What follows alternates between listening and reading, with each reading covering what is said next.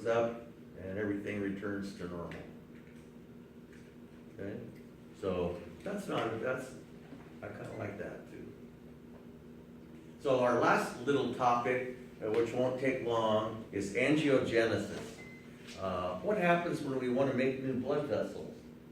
This is definitely linked to our vascular physiology topic tonight. And how do we make new blood vessels? During embryonic development or during any time?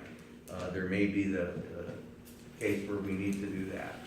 Certainly, if you have a heart attack and block a couple of them, you're not going to make them fast enough to matter because that tissue is going to die. But there are certain cases where, given a certain amount of time, we can do it. And the way they discovered this was that tumors grow very rapidly and need a good blood supply, and they make a lot of blood vessels. They force us to make their blood vessels for them. Of course, it's our tissue that's cancerous, so it's just making more blood vessels for itself, and it releases a chemical factor called vascular endothelial growth factor, okay, which, and you should know what this is. Vascular endothelial growth factor is pretty hot in medicine these days. If you were to stimulate receptors, for this factor plugs into receptors, okay, and stimulates them, and when it does that, new blood vessels are created, okay. So what are some of the things we could do if we stimulated angiogenic receptors? Well, one question, can you go back to the last slide? I think I don't have it, let me just check. I don't have. so humans secrete, Wait, hang on. you don't have this? Where was that where you had the definition of the VEG? Right there. What the definitions and, Vascular endothelial growth factor. okay. Yeah. I guess I never wrote that out. Okay. So the way this stuff works is it plugs into receptors which are located everywhere in our body. And when it does that, new blood vessels evolve, starting with, of course, endothelium, which is the basis for all blood vessels. Okay. So this article was just saying all the wonderful things you could do if you stimulated these receptors. Well, if you have blood clots in your legs, maybe you'd live long enough that if you form new vessels, it would make you better. But new blood vessels could help repair broken bones, possibly. Forget it. If you have a heart attack, you'll never grow blood vessels fast enough.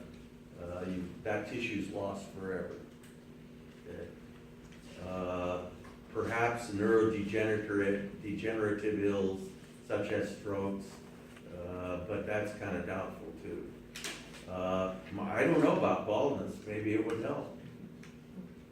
Okay.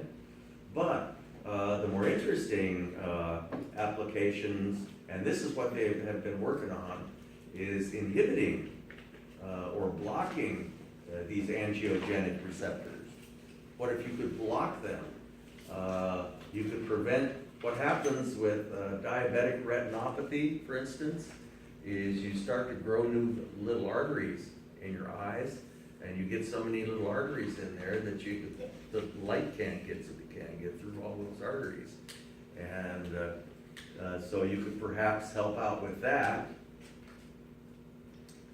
But the big application is, this is a way that we could perhaps treat various types of tumors. Okay?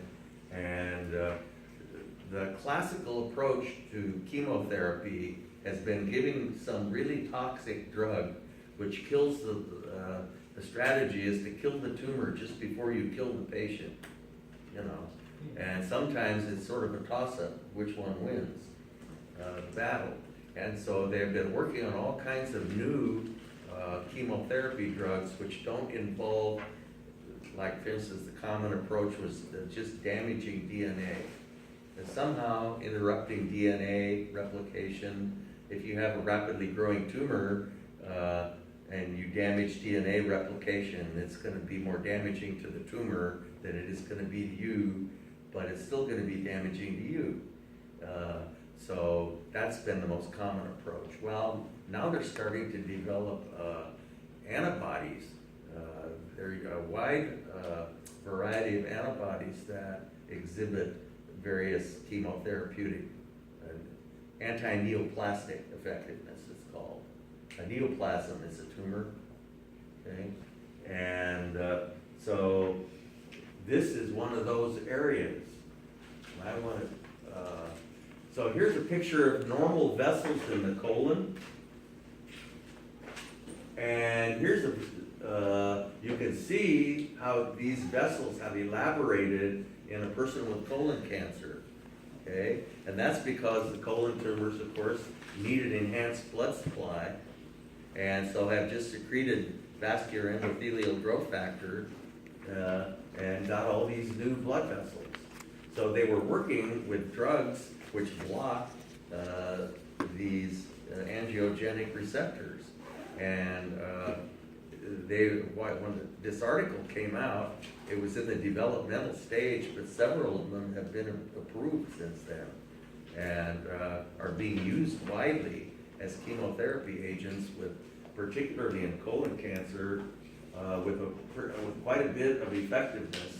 This is after drug therapy with an angiogenic inhibitor, and you cut down the blood vessels and the tumor goes into remission because you cut off the blood supply, basically. And after further therapy, and so here's a list of the drugs that they were working on when this article came out. And I know that this one, and I believe a couple others, I think that one there too, is currently being used, but this one is widely used for colon cancer. It's basically monoclonal antibodies that disables the vascular endothelial growth factor.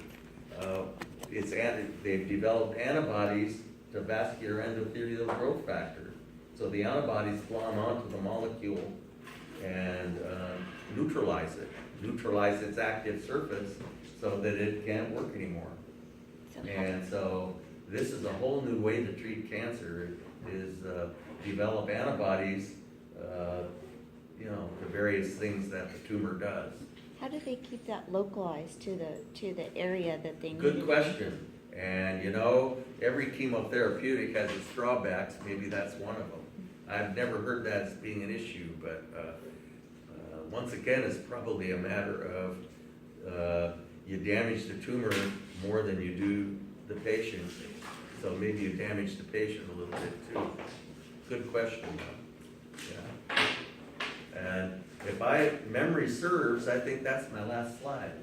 Am I right? Okay. So Wednesday, we'll have a lab quiz over the lab we had 2 weeks ago. Okay, the heart, anatomy of the heart. And so, and there's quite a bit of extra credit on this quiz, because I kind of got carried away. And so, yeah. Excuse me.